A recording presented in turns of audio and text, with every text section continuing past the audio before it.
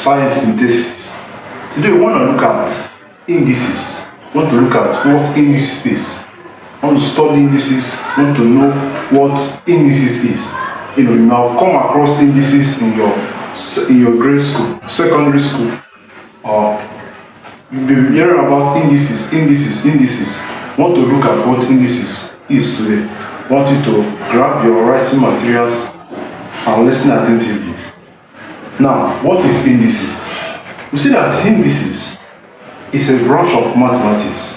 It's an aspect of mathematics that deals with powers, that deals with exponents. That's indices. That's the simplest form of indices. It is the branch of mathematics that deals with what? Powers, that deals with exponents.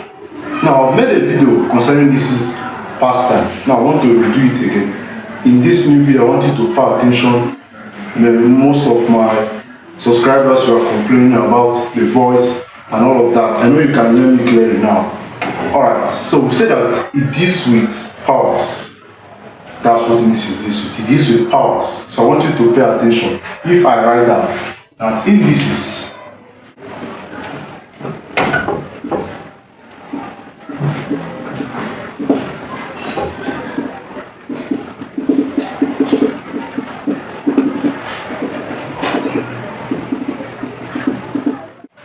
is the branch of mathematics that deals with what? Powers and what? Exponents.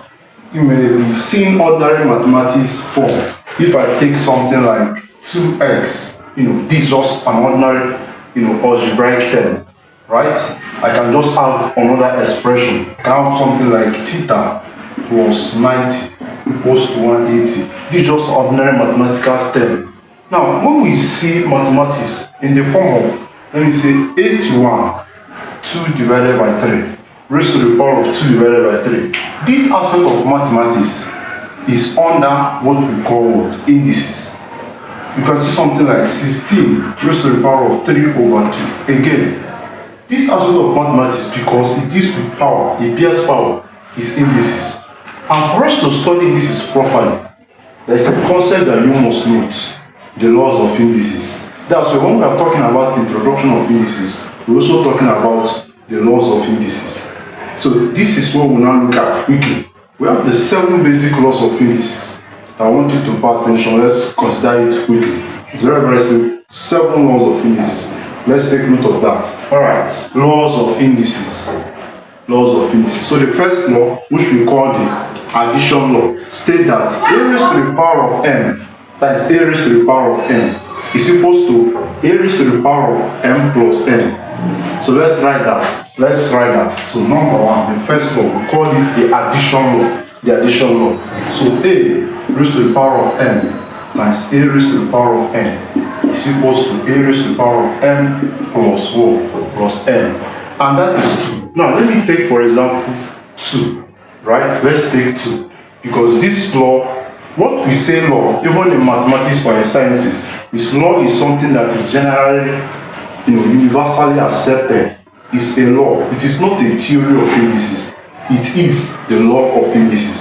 For example, a tourist market comes down. It is a law. Isaac Newton law, that anything that goes up falls down. So far it is under the influence of the gravitational attraction.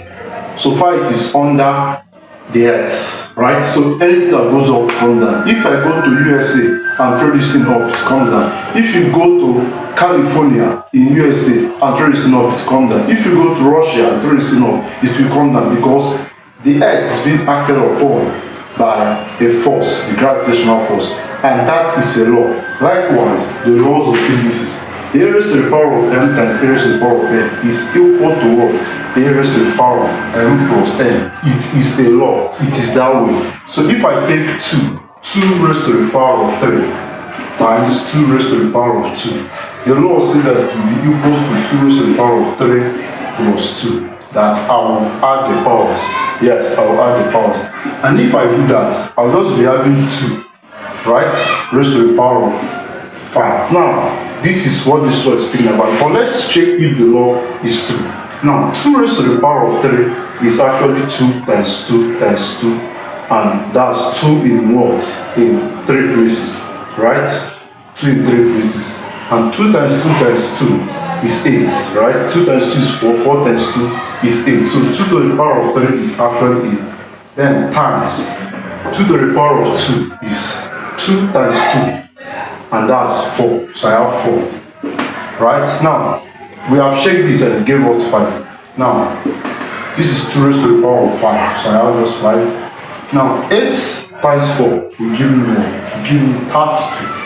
Now 2 to the power of 5 is still 32. Let's check it. 2 times 2 times 2 times 2 times 2. Now let's check it. 2 times 2 is 4. 4 times 2 is 8. 8 times 2 is 16. 16 times 2, what will I have? 32. It's still the same thing. So it is a law that a raised to the power of n times a raised to the power of n. So far, they have common base a and a. Likewise, 2 and 2. This a and a, they are numbers. M and n, they are integers. They are positive or negative integers. Likewise this. Alright, so far they have that. We can now bring, because they have the common basis. Have common basis. And these are the powers. These are the index. We just bring them together in addition. So far they are what? They are multiplying. They are multiplying. So I just add them. You get what I just said now? Add them. Alright, that's what we call the first law of this. Now for the second law, we have studied the first one, we'll explain it. Now the second law states that a raised to the power of m divided with a raised to the power of n is equals to a raised to the power of m minus n. That's the second law of indices. We have stated the first law, a raised to the power of m times a raised to the power of n is equals to a raised to the power of m plus n. When they are multiplying, remember, when they are multiplying, I will do what? I will add the index, add the exponent, add the power. But before I continue, I want to show you something.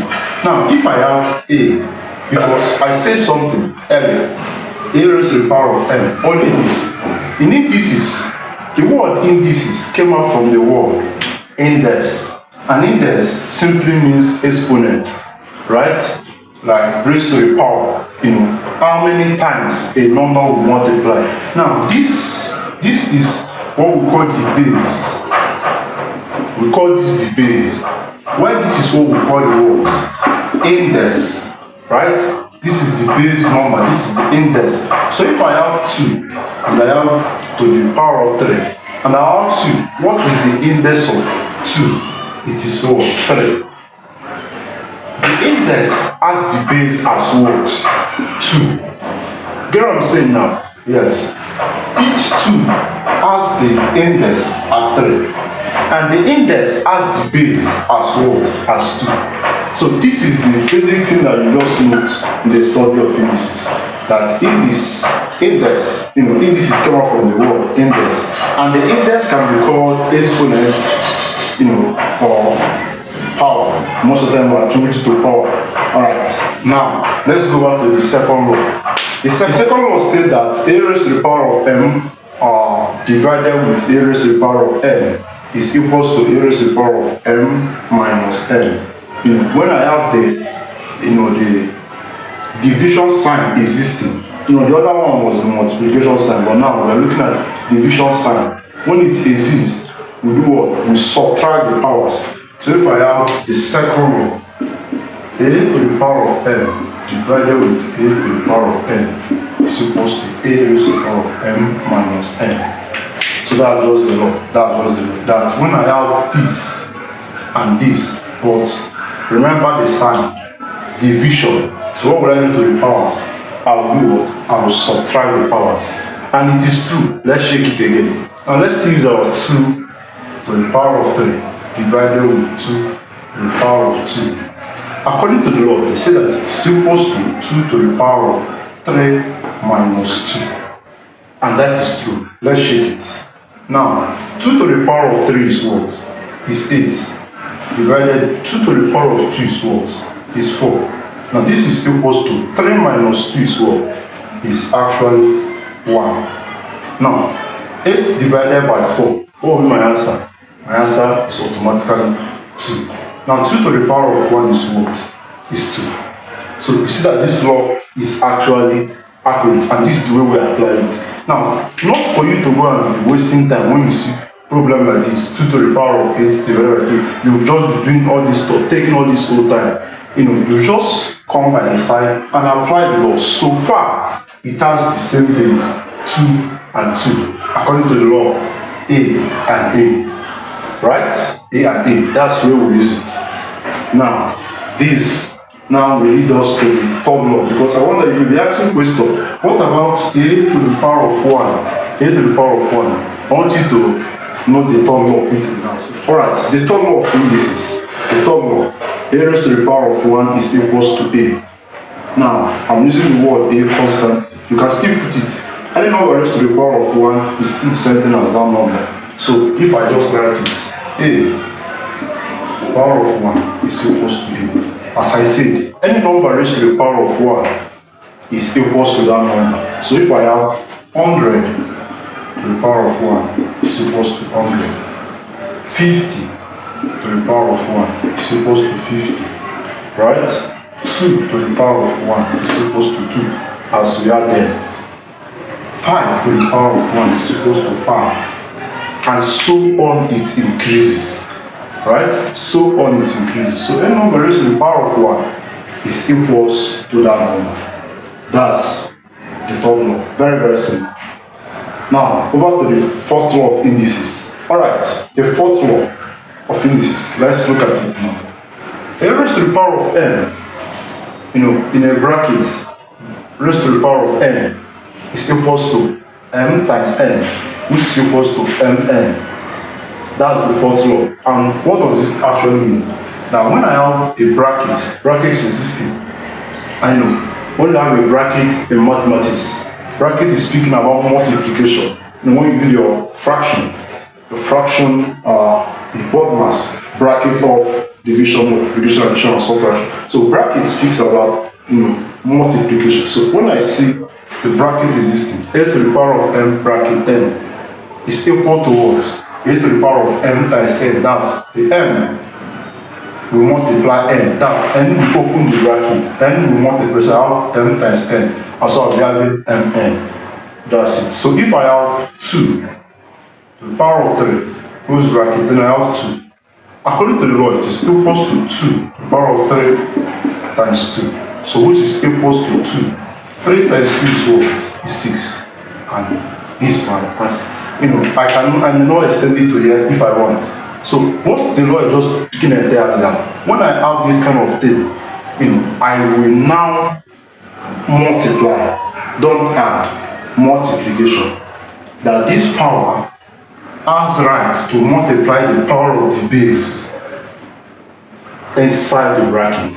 So if I still have something like, let me take 3 over 4, right? 3 over 4, like put them in brackets, and for example I have 2. Now what does it mean? It means that this 2 will multiply this and also multiply this stuff. The power outside, the index outside, in a more precise way, will multiply both the power of 3 and the power of 4. So I'll be having 3 multiply raised to the power of 2, all divided with what? 4 will also be raised to the power of 2. That's what the law is speaking about. That mn, that's the m, will multiply everything. That's the fourth law of what? Of indices. Then, what to the fifth law? Let's take that one also. We say we have the 7 laws of indices, 7 of them. So, when we look at the fifth law, alright, the fifth law of indices is another law that we still look at. Very, very simple one to consider. Very, very simple. Now, what does this fifth law state? Let's take note of that. It states that 1 over a is equals to a raised to the power of minus 1. That was the fifth law. 1 over a is equals to what? A raised to the power of minus 1. So if I write that,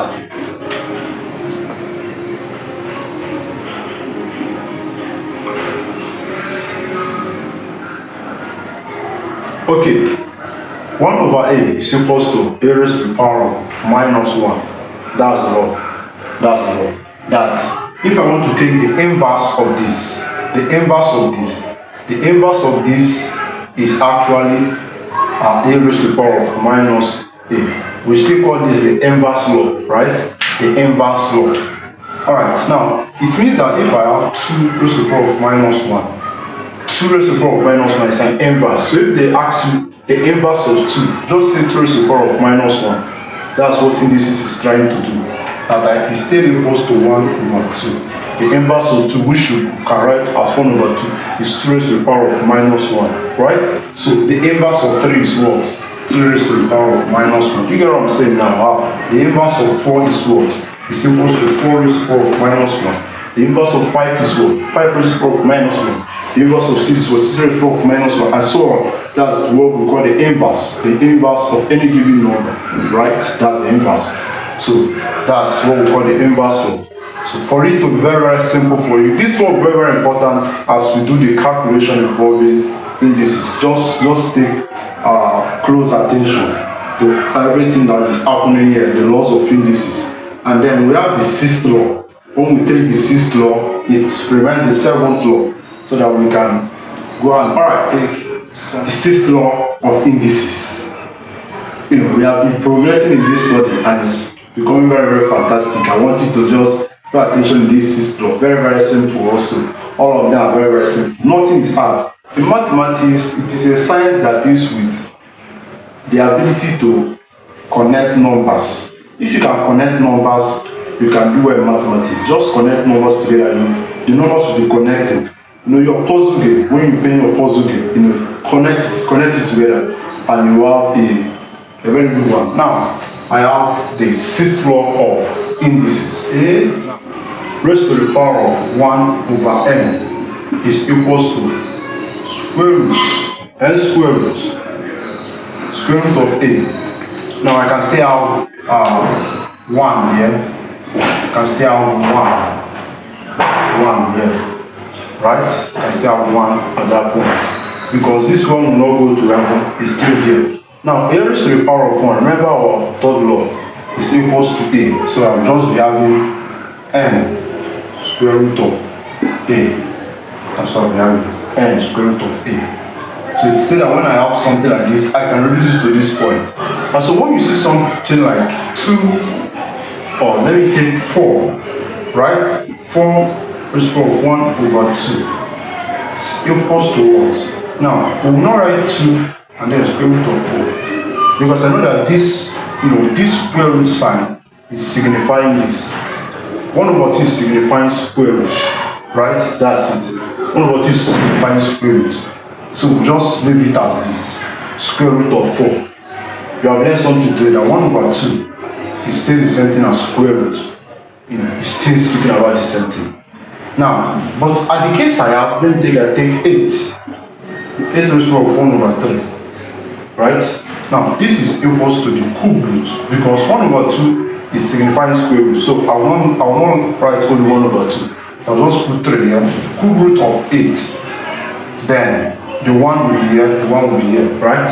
Now end of the day, I'll just have square root of 4, and end of the day I'll just have cube root of 8, because 8 raised to the power of 1 is 8, 4 raised to the power of 1 is still 4. You see what I'm just doing?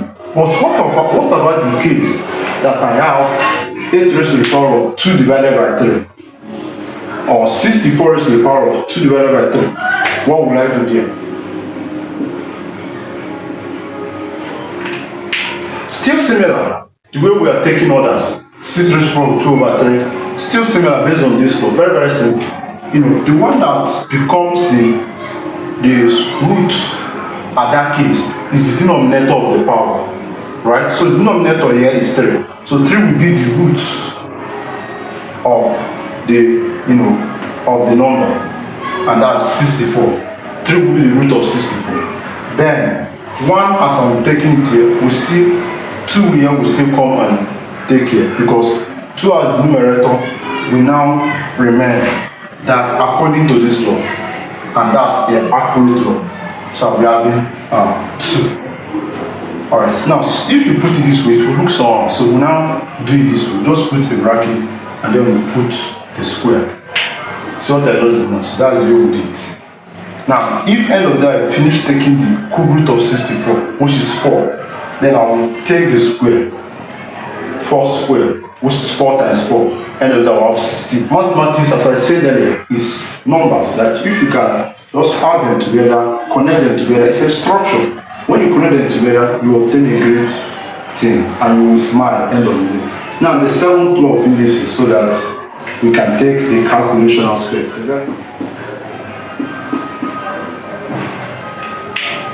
I told you that the 7th law is very simple. Very simple. And what's that? Guess what? A raised to the power of 0 is equals to 1. Anything raised to the power of 0 is 1. Anything raised to the power of 0 is 1. So 7 million raised to the power of 0. My answer is what? Is 1. Anything raised to the power of 0 is 1. 1000 raised to the power of 0 is 1. 50 raised to the power of 0 is 1. Anything raised to the power of 0 is what? Is 1. Just know it. 2 to the power of 0 is 1. 3 to the power of 0 is 1. 5 to the power of 0 is 1. 10 to the power of 0 is 1. 60 to the power of 0 is 1. Anything raised to the power of 0 is 1. And so these are the 7 basic laws of indices. I want you to just quickly turn on the next part to calculation. See you in class.